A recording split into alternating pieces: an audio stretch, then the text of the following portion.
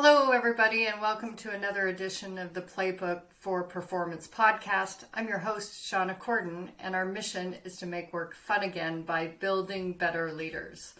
So over the past 13 weeks, we have been talking about how you can build your resilience in 2023. The goal is to make it so that you bend like a willow in strong winds versus break like an oak when things get tough. And this is part of a 20-week challenge. Today we're talking about investing in your life, which is lesson number 14. So let's get started. So when do I suggest this lesson for my clients when I'm working with them? Whenever I hear my clients talking about things over experiences, or I'm hearing a theme of them observing rather than participating, or even ignoring the value of time, I think, this sounds like they're coasting, they're taking the path of least resistance, that there's a lot more opportunity out there for them. And so what can they do to invest in themselves? We are our greatest investment. It's not our home, it's not our car, it's not the balance in our 401k retirement plan or our stock portfolio. It's really ourselves, because we are the only thing that continues with us constantly throughout the duration of our life. Cars come and go, homes come and go. Retirement balances certainly dive up and down based on the whims of the stock market. And so we really want to invest on ourselves. And there are three key areas where you can invest in yourself. One is your personal development. This is learning, and I don't necessarily mean educational institutions, although those are great. But this could be books, this could be podcasts, this could be YouTube videos, any of these things that help further your understanding of your knowledge, context in the world, personal awareness, communication methods, things like that help your sphere of influence. Those are all great areas of personal development, and I would include spiritual development in that as well. So if you are a person that follows a particular faith, diving into the texts of that faith. I'm personally doing the Bible in a Year podcast. That has been really great to listen to that every day. Following that up with the readings in the Bible to reinforce that, looking at the concordance, all of those things, that's a great thing. Maybe that's religion is not your thing, or organized religion is not your thing. This might be meditation or prayer of some sort that could be part of your spiritual development as well. Even things like yoga. The quality of your life. This could be upgrading things from the very small to the very large. So many of you know that I was doing 75 hard. I completed 75 hard. It was great. I was drinking a gallon of water a day. And in that process, I started to think, maybe I should test my water. Maybe I should get a water filter. I'm lucky enough to live in Oregon, where we have the greatest water in the world. I'll go on record and say that. But I started to think about that. Every time we travel, I really miss our Jura espresso maker. I miss our Tempur-Pedic bed. And so those are things that I'm pleased that I made the investment in, because they upgraded the quality of my life. The same would be true if you had a less than reliable car, or less than reliable processes for running your business or doing the work that you do for someone else in a business. Upgrading the documentation, making sure that you've got standardized, repeatable, really robust procedures for things. Those are all super helpful in terms of quality of life. Taking care of your health. Just being flexible, having good nutrition, having a strong immune system. And then finally, this last area is the ability to earn money. So way back when I was in college and my brothers were in high school, we had a family therapy session. And I distinctly remember the therapist speaking to my brothers about the ability for them to earn money. You know, that with a certain level of education, they would only be able to conduct certain kinds of roles at a certain level. The greater their education, the more that their billable rate could be. And seeing my brother's eyes open to that opportunity, like, gosh, if I did this and this, I could earn twice what I earn. You know, that sort of idea was really appealing to them. And so if you think about your ability to earn money, it may not be in today's standards what it has to do with education, but what is it that people really want? What do they want to learn? One of the things that I do in my practice is a done in a day. So there are a lot of organizations that want to implement a coaching approach to their business and train their leaders and implement an internal coaching program. And traditionally that stuff can take months. But one of the things that I offer is a done in the day, where I basically do a data dump with the key people and say, okay, we're going to set up all your processes. We're going to set up all your procedures. We're going to get all your documentation in order, and they're going to have it done in a day. And then, so if you have that kind of ability to help people get something done in a day, you can charge a lot of money for that. And so that might be something that you have a really unique skill set or knowledge or background that could help you with that. Scott Adams, the illustrator, writer of Dilbert, talks about this in Tools of the Titans, Tim Ferriss's book. And I'll put a link in the show notes about Tim Ferriss's book, which is a series of interviews that are really fascinating. But he talked about this idea of, I was a pretty good drawer, not a great drawer. I was pretty clever, you know, and I worked in business. By intersecting those three, I was able to create Dilbert, and it's been pretty good for me.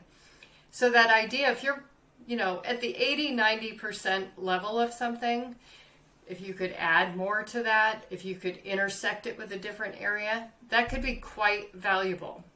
So let's consider some more about this. We do have to take some space and time to say, how do I want to invest in myself? You know, Gary Player, who's one of the most famous golfers ever, I remember listening to an interview with him, and he was saying, I just think it's so sad that so many people are not willing to make an investment in themselves, their bodies that they will carry through with them their entire lives. They're not willing to, you know, make the investment in exercise equipment or nutrition to make sure that that equipment really serves them well their whole lives. That's a great way to think about investing, because if you don't feel physically good, you're not too energetic about doing anything.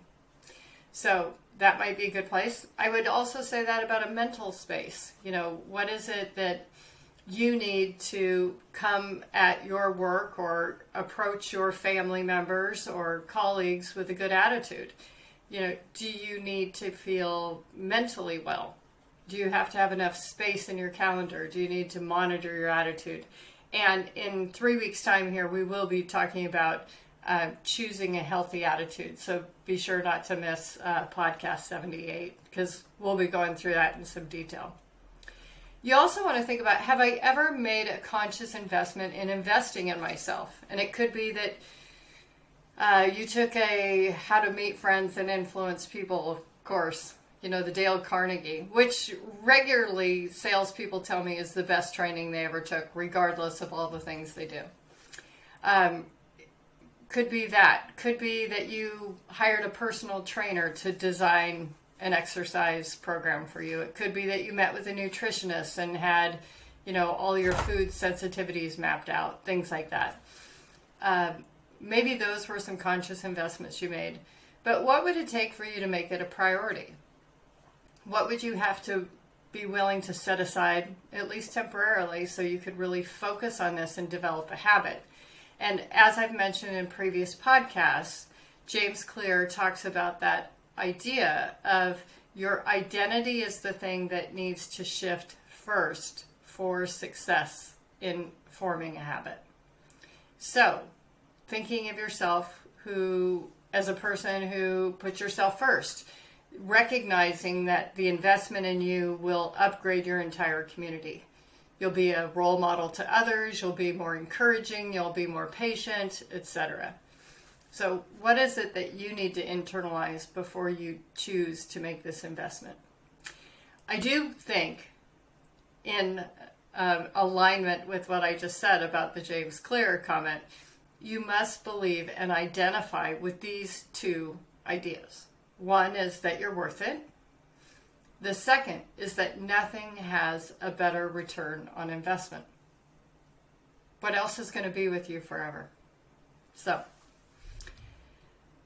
where you can invest, marketable skills. 20 years ago it was probably Java coding, I don't know. What is it now? Is it social media? Is it communication?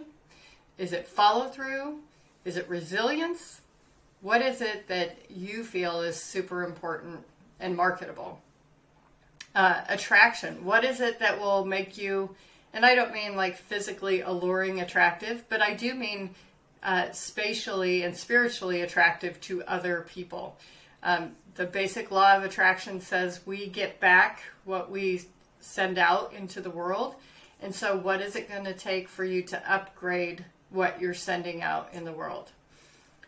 Managing and reinvesting funds. So whether it's income from your business or other practicalities, that's a great thing to make sure that you understand that you are doing this wisely and that you're consulting with others so that you are learning the best methods to really be wise with your money and other investments.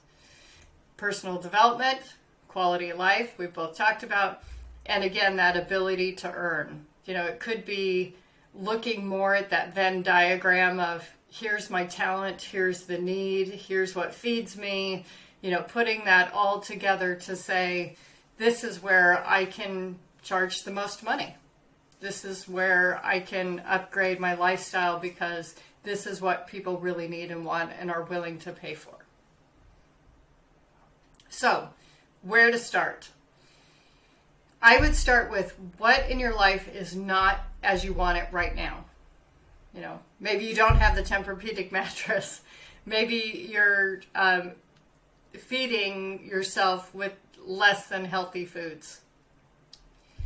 Categorize those things that are not as you want them. Prioritize. And then think about the investments. Now, investments are way more than money. So I think traditionally we are trained to think of investments as money, but it's time, it's money, it's energy, it's emotion, passion, and thinking time. And we don't create anything if we haven't imagined it first. That's your superpower. So you really have to be willing to invest some time in that. What's your minimum that you're willing to invest? What's the maximum you're willing to invest? Where is your ROI going to come from? And how are you going to measure your progress and adjust accordingly? Because we don't want to just make it static, measure, and then not do anything about it. We want to tweak it so we can get even more effect out of it. So if this is your first time, please recognize that there are 13 previous lessons that we've gone through in this 20-week challenge. At our site, you can download a theme sheet that'll help you with setting mini goals each week and rewards, consequences, etc. Do encourage your partners, your friends, your colleagues to join in the challenge because a rising tide lifts all boats. You don't want to be the only resilient person in your workforce. You want the rest of the group to do it. And we do provide this workshop for an internal workplace. So if you're a leader, if you'd like to bring this into your workplace, do contact us because 150,000 people have been through this workshop with me in order to develop this strong personal foundation. So if you are on Apple, be sure to hit that kind of subscribe or follow button. If you're following us on YouTube, don't forget to like and subscribe. And if you have comments, if you have questions, if you would like us to cover a question or a follow-up you have about this lesson, just send us a note to podcast@shaunacorden.com and we'll get back to you. Thanks. Take care.